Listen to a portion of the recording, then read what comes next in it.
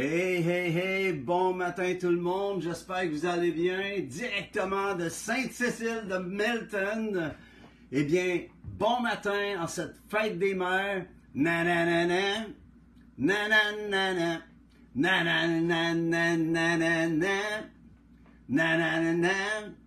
nananana, nananana, est-ce qu'il y a quelqu'un? Nananana, nananana.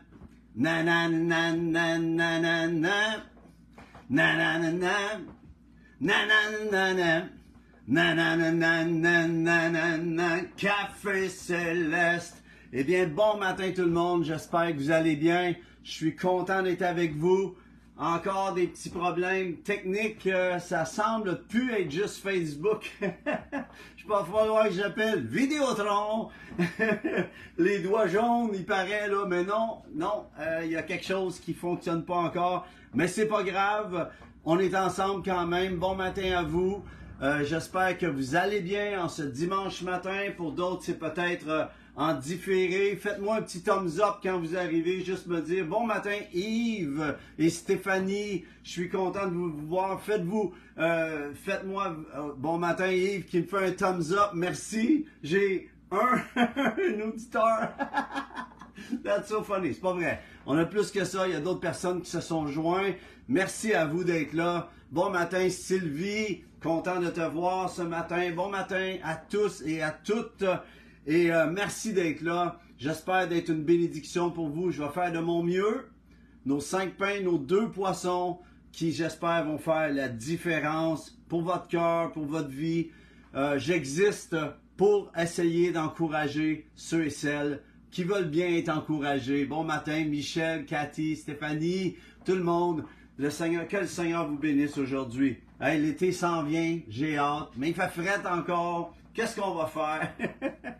Qu'est-ce qu'on va faire? Amen. Alors, j'aimerais vous encourager, si ça vous dit, aussi d'aller sur, une fois que c'est enregistré, une fois que l'émission est faite, eh bien, ça s'en va dans nos archives sur la page YouTube Luc Gingras. Et vous pouvez aller voir ça n'importe quand. Puis merci à vous de votre fidélité, de votre appui, comment vous êtes extra envers ce ministère. Merci d'être là. Merci d'être dans ma vie. Je remercie Seigneur pour vous. Alors, sans plus tarder aussi, si jamais vous avez besoin des requêtes de prière, eh bien, venez sur mon site web, Luc Gingras, direction contact, et laissez-moi un petit mot. Je vous rajoute à ma liste de prières. Ça me fait plaisir de prier pour vous. Parfois, je dois vous appeler si c'est le besoin plus criant, mais je veux que vous sachiez que toutes les requêtes qui sont envoyées, je prie pour vous. Amen. Alors, sans plus tarder, prenez votre Bible, amen, et on va déclarer ensemble. On n'a pas ce matin, Lawrence ne peut pas m'appuyer, donc il va falloir que vous déclarez avec moi à l'oreille.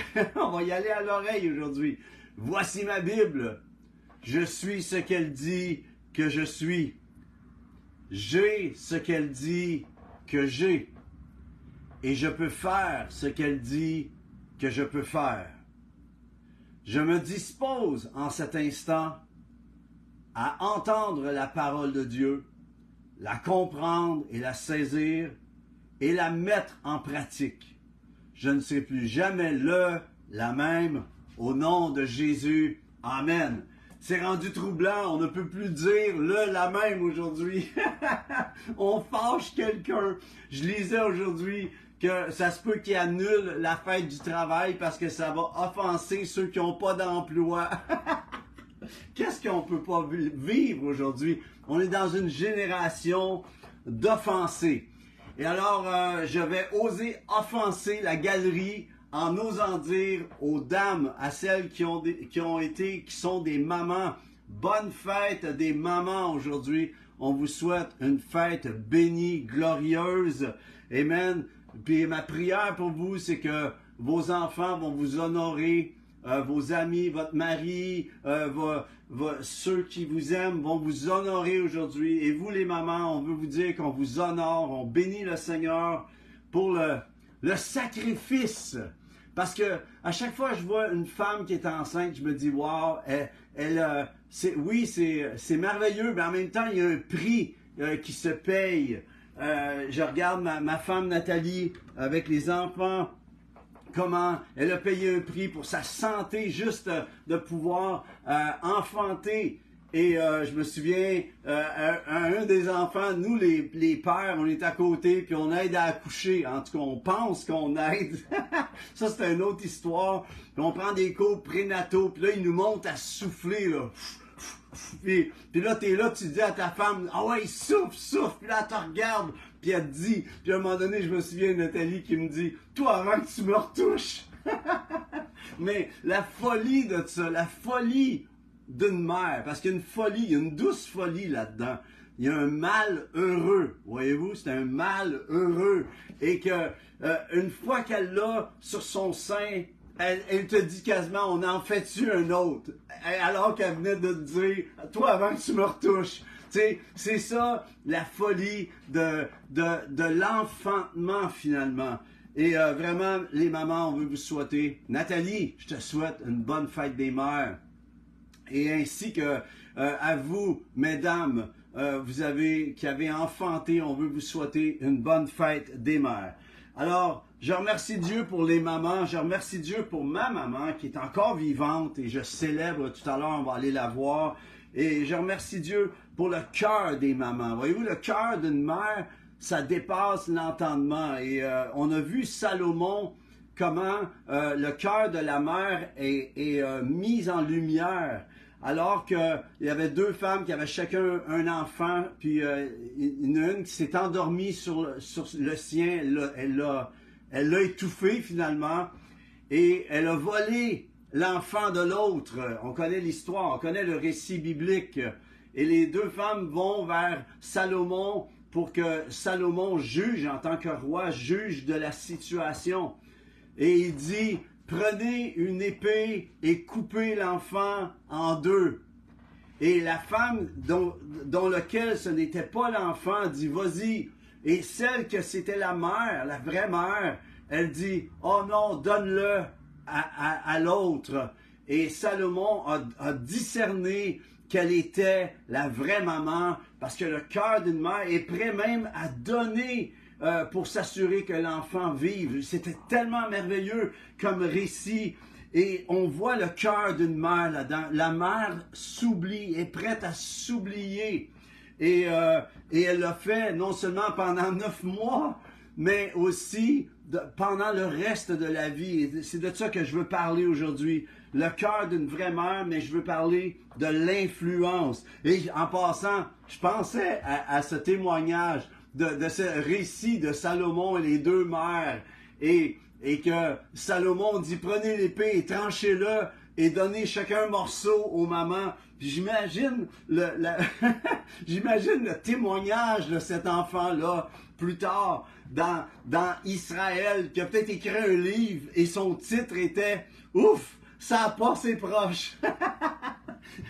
Mais c'est vrai quand même comment la vie, comment les choses se passent, comment Dieu fait les choses. Je voudrais aller plus loin maintenant avec la pensée justement de l'influence d'une mère extraordinaire qui était la mère de Jésus, qui était Marie finalement. Et tout d'abord, je vais vous parler de quel prix elle a payé, le prix que Marie a payé, une femme extraordinaire, une femme de Dieu extraordinaire. Et souvent, quand on est évangélique, on est porté à minimiser le prix que Marie a dû payer. On le reconnaît à Noël, qu'au lieu d'être d'un hôtel, elle était dans une étable. On connaît toutes ces choses-là, mais le prix qu'elle a payé pour pouvoir justement amener dans ce monde, pour que vienne en ce monde le salut qui était prophétisé. Marie a été porteuse du salut prophétisé. Pensez à ça. On pense à qu'elle était porteuse de ce salut. Dès la chute de l'homme, Dieu a dit au serpent, puisque tu as fait ça, il a dit, je mettrai inimitié entre toi et la femme. OK?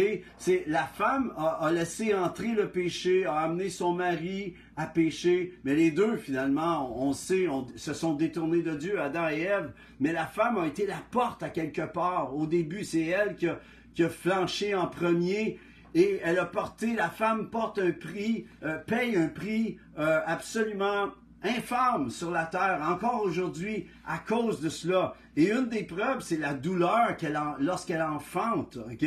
Mais Dieu fait une promesse, il dit qu'au travers de la femme qui a laissé la mort entrer, et Adam aussi, là, on sait que c'est les deux, mais la femme qui a été la porte pour laisser entrer le péché dans ce monde, il est en train de lui dire qu'elle va être la porte pour faire entrer le salut dans ce monde. Dieu est en train de déclarer ça en disant au diable, je mettrai la guerre entre toi et la femme, entre ta postérité et sa postérité. Genèse 3,15.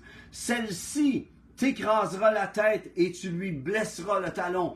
Et dès la chute de l'homme et de la femme, Dieu annonçait qu'au travers d'une femme, au travers l'enfantement, viendrait un sauveur qui serait en guerre. Et c'est extraordinaire comment Dieu a accompli sa parole. Pensez-y, Marie était porteuse de ce verset, était porteuse de Genèse 3,15. Elle était porteuse lorsqu'elle a dit oui, lorsque l'ange est venu la voir pour lui dire, tu vas avoir un fils, tu vas avoir un fils, ça va être le sauveur. Et qu'elle a dit oui, elle est devenue porteuse de la première promesse que Dieu a faite du salut dans le jardin d'Éden. Wow! C'est tellement extraordinaire. Et Marie alors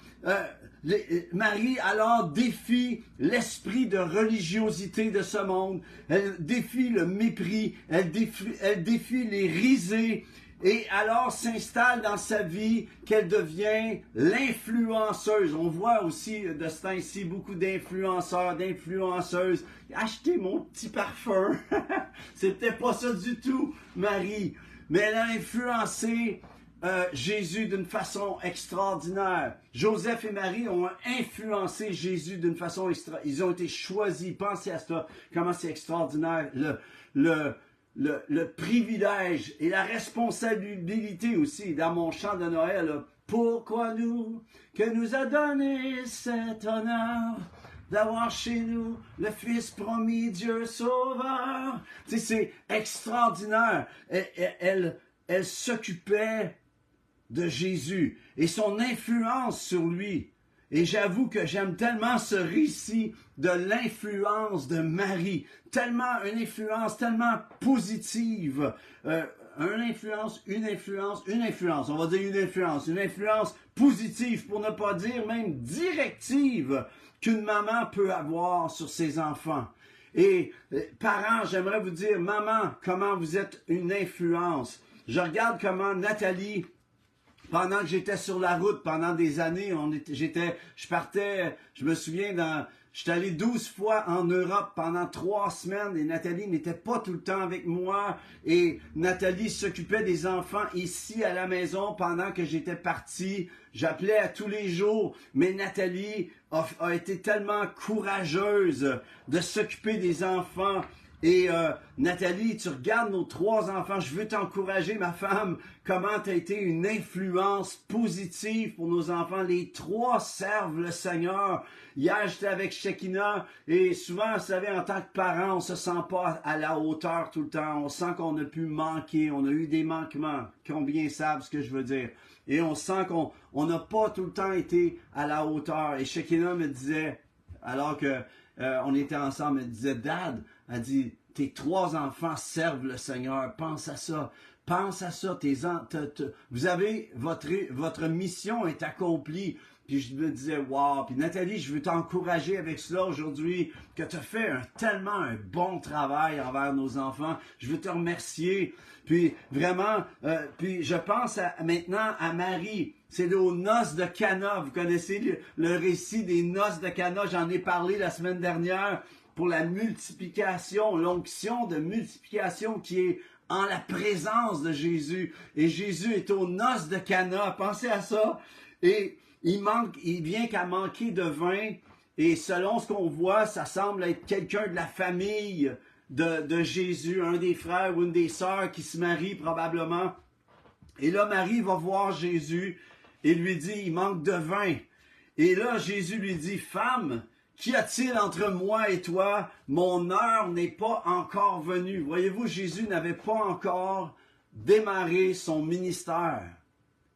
Et Marie va le voir et lui dit, femme, et Jésus lui dit, femme, qu'y a-t-il entre moi et toi? Mon heure n'est pas encore venue. Elle lui demandait, elle dit, il manque de vin, il faut faire quelque chose.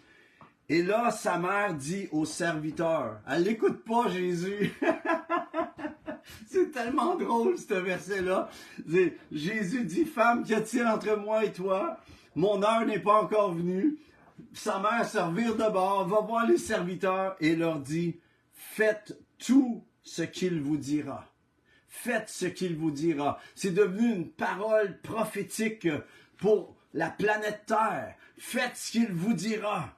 Faites ce qu'il va dire parce que ce qu'il dit vient d'en haut. Mais je suis pas sûr qu'elle réalisait tout ce qu'elle déclarait. Et souvent, quand on est utilisé par le Saint-Esprit, on réalise pas. Nous ne réalisons pas à quel point nos paroles ont une portée qui va de génération en génération. Le Seigneur dépasse même nos paroles. On ne réalise pas la portée de ce que nous disons ou de ce que nous faisons. Et c'est ici que Marie, la mère de Jésus, pitch Jésus, le propulse, amorce son appel ultime. Pensez à cela. Juste en disant, elle va le voir, il manque de vin. Jésus il dit, hey, mon temps n'est pas venu, en voulant dire, écoute, peut-être qu'il voulait peut-être même dire, écoute, j'ai rien à faire ici, j'étais à un mariage, je suis avec mes disciples, on a un bon temps. Non, faites ce qu'il vous dira, faites tout ce qu'il vous dira. Et là, on sait que c'est ce qui s'est passé. Jésus dit, remplissez ces grosses cruches d'eau là, puis allez verser ça à l'organisateur. Et l'eau, pendant que les serviteurs font cela et qu'ils vont le porter, l'eau se change en vin. Et Jésus, on le disait la semaine passée, a changé 600 litres d'eau presque en vin. Quel party c'est devenu dans cette noce de Cana. Et le Seigneur veut amener cela dans nos vies. Il veut transfigurer nos manquements à partir de ce que l'on a. Amen. Et il peut le transfigurer. Je veux t'encourager avec cela. Mais ça a commencé avec la maman de Jésus qui n'a pas écouté. Il a dit, qu'y a-t-il entre moi et toi? Mon heure n'est pas encore venue. La mère sait. Je me souviens, Samuel, lorsqu'il était petit, des fois, il pensait que sa mère en savait trop, parce qu'elle savait tout, elle connaissait tout. La mère sait ce qui se passe dans le cœur de ses enfants.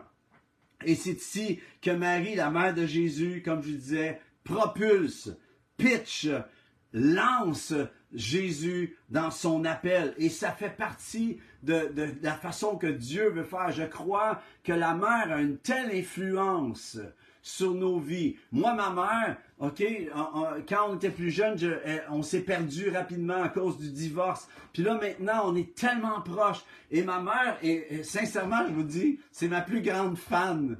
Si je suis down, je vais l'appeler parce que c'est elle qui va me relever au niveau d'être fan. Elle se demande pourquoi je suis pas à la voix. Elle se demande pourquoi je suis pas une vedette. C'est tellement drôle. C'est ça une maman, voyez-vous. La maman voit le meilleur dans son enfant. Et le premier miracle de Jésus s'est opéré parce que Marie n'a pas pris la parole de Jésus de dire, qu'y a-t-il entre toi et moi?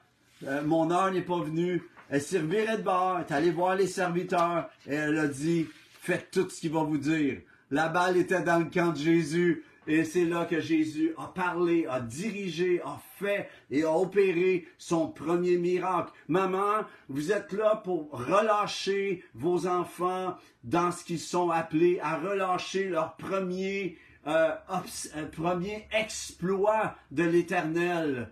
Je vois Nancy avec son petit David. Je suis tellement béni du petit David quand il fait son nananana et tout avec nous et qui est venu chanter dernièrement pour un chant qu'on a fait. Vous allez l'entendre bientôt. Mais je veux juste vous dire que ce qui est le plus fort dans tout cela, c'est que ce petit David est influencé grandement par sa maman et son papa, oui, mais maman est tellement extraordinaire. Aujourd'hui, c'est la journée des mamans. Sorry, Donald, sorry. Mais la chose qui se passe, c'est ça, c'est la réalité. Par contre, et là, je veux toucher à quelque chose que toutes les mamans vivent. Et Marie a eu ses doutes et ses faiblesses aussi. Je sais que le milieu peut-être plus traditionnel catholique ne croit pas cela, mais Marie a eu ses doutes et ses faiblesses. Dans Marc 3, c'est écrit, et malheureusement, Lawrence n'est pas avec moi pour pouvoir mettre le texte, mais si vous allez voir dans votre Bible, Marc 3, 21, ça dit, les parents de Jésus, ayant appris ce qui se passait, parce que Jésus parlait aux pharisiens, Jésus faisait des miracles, et c'est écrit, les parents de Jésus, ayant appris ce qui se passait, vinrent pour se saisir de lui, car il disait, il est hors de sens. La famille immédiate de Jésus ne reconnaissait pas au départ qu'est-ce que Jésus est en train, qui il était. Il ne le reconnaissait pas. Voyez-vous, mais vous dites, c'est écrit les parents, c'est peut-être juste les frères et les sœurs. Mais si vous regardez plus tard, Luc 8, 19, 21, ça dit, la mère et les frères de Jésus vinrent le trouver, mais ils ne purent l'aborder à cause de la foule. On lui dit, ta mère et tes frères sont dehors et ils désirent te voir. Et là, Jésus, voyez-vous, dit quelque chose qui met que sa mère n'est pas aussi proche à ce moment-là qu'elle aurait pu l'être. OK? Parce que ceux qui voulaient être proches de Jésus collaient à lui. Il dit, mais il répondit, ma mère et mes frères, ce sont ceux qui écoutent la parole de Dieu et qui la mettent en pratique. Je crois que c'était un avertissement pour la mère et les frères, les sœurs de Jésus, de prendre une décision. Et on sait que Marie s'est rendue jusqu'au bout ensuite avec Jésus. Il s'est passé de quoi? Parce qu'on voit que Jésus, lorsqu'il était sur la croix, sa mère était la plus proche de lui. Ça me touche tellement. Et ça, c'est une maman. Une maman va te suivre jusqu'à là où ça semble impossible de te suivre. C'est le cœur d'une maman. Et Marie s'était fait prophétiser lorsqu'ils ont été consacrés l'enfant. Elle s'était fait prophétiser que une épée transpercerait son cœur. Et je crois que lorsque elle était sur le bord, imaginez, Marie, à la croix, elle voit son fils cloué. Pensez à cela, c'est tellement extraordinaire. Et là, c'est écrit près de la croix, Jean 19, versets 19 à 21. Près de la croix de Jésus se tenait, qui est la première personne qui est nommée? Sa mère. Sa mère est près de la croix. Comment elle a dû vivre ça? Je ne peux pas m'imaginer la tristesse, parce qu'elle savait que Jésus n'avait rien fait. Voyez-vous? Les autres blasphémaient après lui, les bandits à côté blasphémaient après lui, jusqu'à temps qu'il y en ait un qui disait, oublie-moi pas, quand tu vas être dans ton royaume, puis Jésus lui dit aujourd'hui, tu vas être avec moi dans le paradis. Mais pensez à cela, les amis. Sa mère est avec lui, à ses côtés. Et là, en voyant sa mère et à côté d'elle le disciple, l'apôtre Jean, qu'il aimait, Jésus dit à sa mère, femme, voilà ton fils. Puis il dit au disciple, voilà ta mère. Quelle grandeur de récit, les amis. C'est tellement extraordinaire. Tellement extraordinaire. Voyez-vous, c'est ça une maman. Une maman souffre l'enfantement. Des fois, je parle avec ma mère, puis elle me dit, quand c'est ma fête, elle m'appelle, puis elle me dit, après toutes ces années, j'ai eu 62 hier, puis elle me disait vendredi, on se parlait au téléphone, puis elle me dit, je me souviens encore de la douleur. Je lui demande pardon à chaque fois, mais c'est ça. Mais voyez-vous, la maman se souvient de la douleur, de l'enfantement. Mais elle se souvient du premier baiser, du premier enlacement lorsqu'elle tient son enfant. Et lorsqu'elle le tient, elle le voit déjà dans sa destinée. Marie a lancé Jésus dans sa destinée, non seulement en amenant Jésus dans ce monde, mais en le couvrant tout le long jusqu'à temps que la mission soit accomplie. Et aujourd'hui, j'aimerais vraiment vous honorer, maman, les mamans en ce moment. Et il y en a peut-être qui disent, j'ai pas eu d'enfant, mais tu peux être une mère spirituelle aussi. Il y a des mères d'Israël, il y a des mères spirituelles. Ça dépasse aussi l'aspect physique des choses. Mais je veux parler en ce moment aux mamans qui avaient enfanté. Je vous pitch plein de fleurs en ce moment. Mais la chose, c'est qu'on veut vous honorer, on veut vous bénir. Et si vous dites, j'ai des manquements, savez-vous quoi? On a tous des manquements, on a tous manqué. Il n'y a pas de cours. Moi, quand j'étais allé à l'école, on ne m'a pas donné de cours pour être un futur papa, ni à Nathalie d'être une future maman. On apprend sur le tas. Puis, on fait de notre mieux avec ce qu'on a, avec le bagage qu'on a reçu. Et souvent, c'est pas tout le temps le plus positif. Et Dieu nous transfigure au travers de cela. Et je bénis Dieu pour chacune d'entre vous. Mais pour les mamans, on veut vous bénir en ce moment. Je veux vous encourager dans votre ministère de propulsion. Votre ministère qui allait relâcher la génération que vous avez enfantée à pouvoir entrer dans l'opération du royaume de Dieu. Je vous encourage à plus que juste dire le verset, mais vous l'avez fait déjà en donnant la vie, mais en pouvant les relâcher dans tout ce que vos enfants sont appelés à être. Je vous bénis, j'appelle sur vous la bénédiction. Je te remercie, Seigneur, parce que une maman, et je veux penser à Nathalie, je veux penser à Solange, ma maman, Nathalie, sa maman, elle nous a quittés il y a à peu près 1 mois. Elle nous manque, c'est certain, mais elle est dans la présence de Dieu, mission accomplie.